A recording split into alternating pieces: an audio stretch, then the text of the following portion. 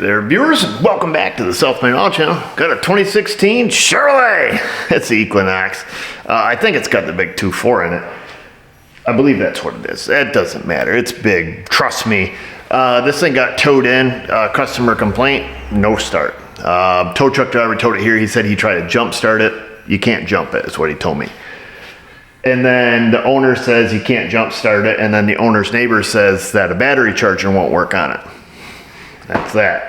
Needless to say, tow truck driver kind of dumped it in the middle of the parking lot out there.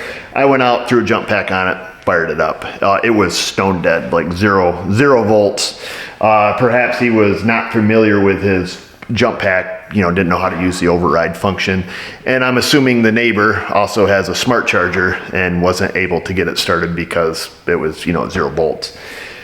And that's it. So then I drove it in last night so I could get it out of the way, let it sit overnight, put a charger on it, left it on a 2 amp charge on an automatic charger.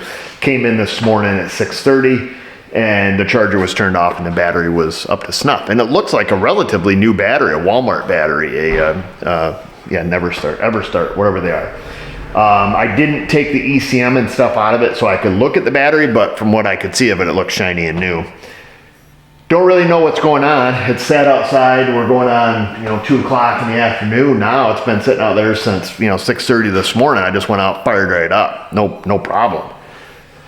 Let's test the battery and see. I know the alternator works because when I jumped it out there, I immediately took my jump pack off it and the car stayed running. So, when the battery was that low, it was below 5 volts. If the alternator wasn't working, the car would have stalled immediately. So let's test the battery. And then from there, we'll just do a parasitic draw test on it and see if there's something that's killing the battery. And if there's not, we just give it back to the customer and say, we don't know why the battery went dead initially. I will say this, and no disrespect to this guy, it is some older folks who own it.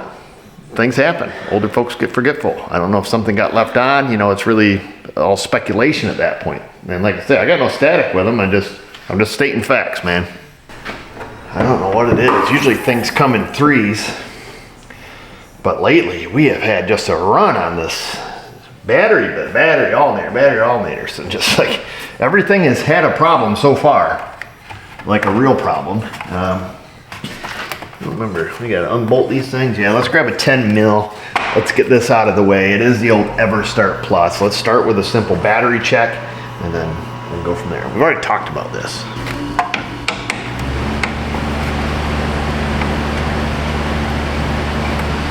To be honest, usually when these Equinoxes come in, all of this stuff is busted. So I have no idea how to take one apart for real.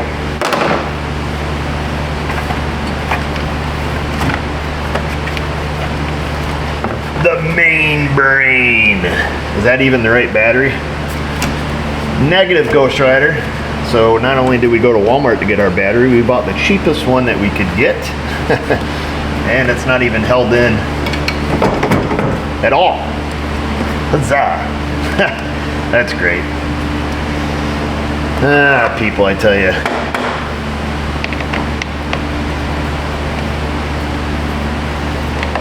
We're gonna unhook the negative.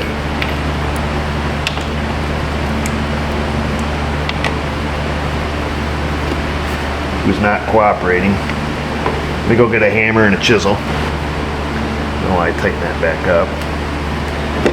Well, let's see if we can very gingerly tap down on that. Tippy tap. It just went down. They really must have beat this thing on here, huh? There we are. That is unhooked. Stick that to the side.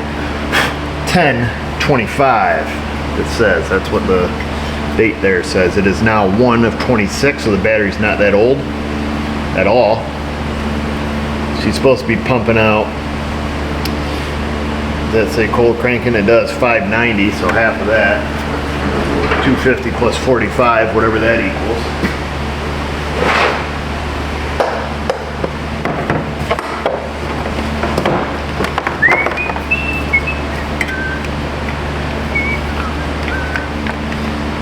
this, let's use our digital tester.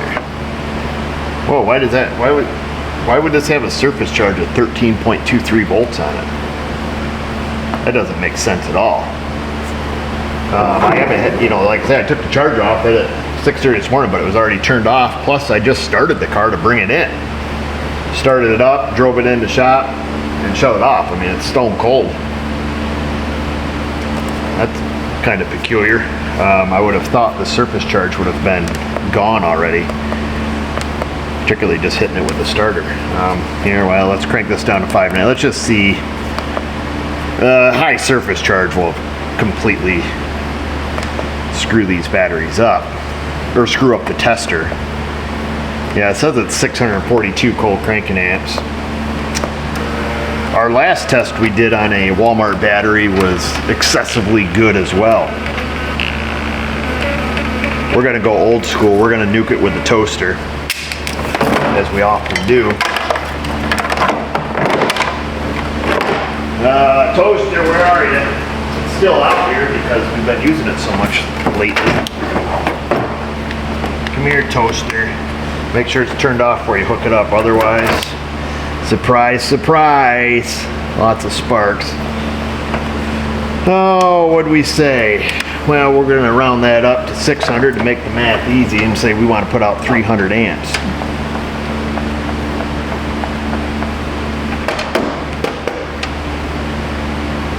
There's 300 amps, above 11 volts. We got smoke, and she bounces right back to almost 13 volts. That's pretty amazing. I would say, to the best of my knowledge, that this battery is in good condition. Albeit the wrong battery, it's a good battery for what it is. What are you gonna do now, Rocco? Well, we're gonna do exactly what we said we're gonna do. We're gonna hook this back up. Get over here. Hear that? Hear the sparks? We're gonna take care of this. Put that in our pocket. And then what are we gonna do? We're gonna get out the meter.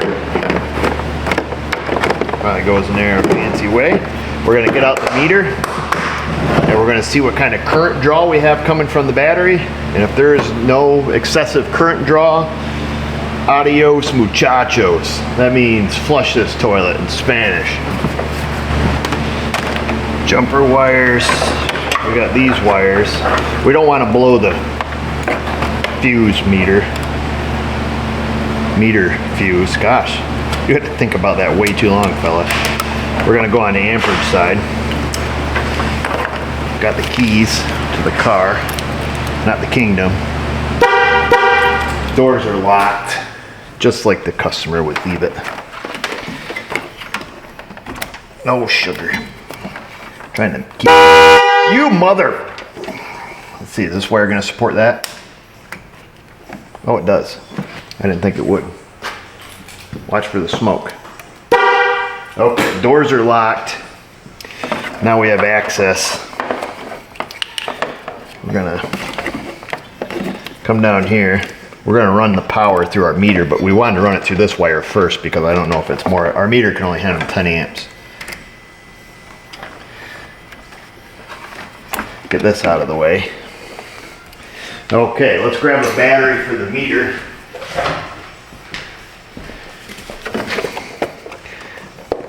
It's passing current through it currently. Locked and loaded. Rock and roll. We'll turn this thing on. Our initial inrush current, I assume, is going to be high, amp or two maybe. We'll find out here. Uno momento. Wow, we're really turning into a bilingual channel here. We're going to go amps internal. And survey says over 500. Over 1.23 amps is where we're at from the get-go. This is the starting inrush current that we spoke about. It's already dropped down to 1 amp.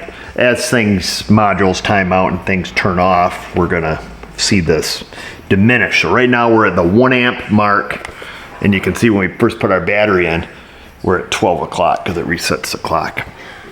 So 1 amp. I'm gonna turn it back off because the battery is pretty well trashing this thing, but you can't buy the friggers. So that's gonna continue to pass current whether the battery's in it or not.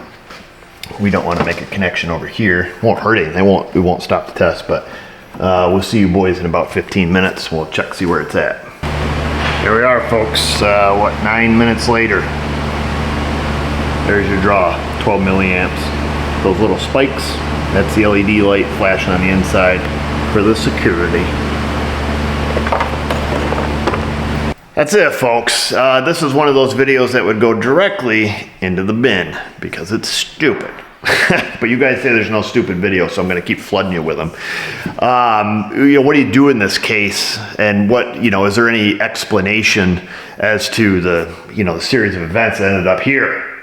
I don't know. Like I say, no disrespect to these folks whatsoever. They're older. Things can happen. Not just things just happen to old people, but they can happen to younger people too. But we see this often enough.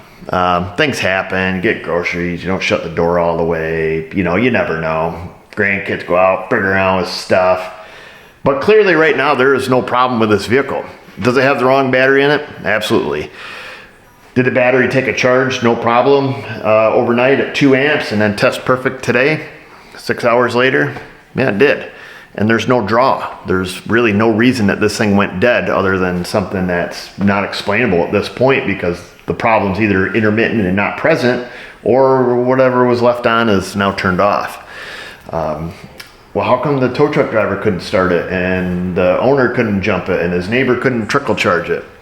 Probably using all smart devices. When the battery voltage is too low, your automatic chargers aren't going to turn on because they can't detect if the polarity's been reversed or if there's a dead short and it's going to cause a big problem. And same thing with your modern day jump packs. They're not going to turn on if they don't sense some sort of voltage and can detect whether or not it's hooked up backwards. So safety features. It's kind of a love-hate. I love them and I hate them. And that's it. I'm not going to waste any more time on it, and I'm certainly not going to sit here and fix it until it's broke. Are we going to tell the customer he needs a new battery? I'm going to tell him it's the wrong one. It's the wrong physical size and all the boilerplate lingo that goes on the invoice with that to kind of CYA, which means cover your hiney. I'll put that on there. Will he get a new battery? About a 0.69% chance that he'll go buy the correct battery for the vehicle. That's it. Go in that comment section, folks. Let me know if you still want me to post these videos that seem to be nonsense to me, or if you want me to just skip them, because I gladly will. Insta, Facebook, and just remember, viewers, if I can do it, you can do it. Thanks for watching. I got some more info on the no start. What? So I told them that what you said, and they said that they're not really driving. She has a broken leg, and he doesn't drive anymore. But they do take it to the end of the driveway to get the mail. Oh gosh, okay, Each day. It makes sense. Then. And I told them it needs to be driven, or it needs to be kept on a maintainer, or it needs to be charged, or something. Because if you're doing that, it's hard. You just start it. So drive it just a little bit, and then, yeah, that's more than likely. So she said, okay, well, when we get the mail, we'll just leave it running for 15 or 20 minutes. Sure, if you want. So. Understood. Okay. You've solved the mystery, Mrs. O. Maybe. No, you've solved the mystery. Also, he said, oh, I've never heard of an intermittent problem like that before. Okay. We have. Yeah, we have. So. Yeah. All right. Well, thanks for figuring it out for us.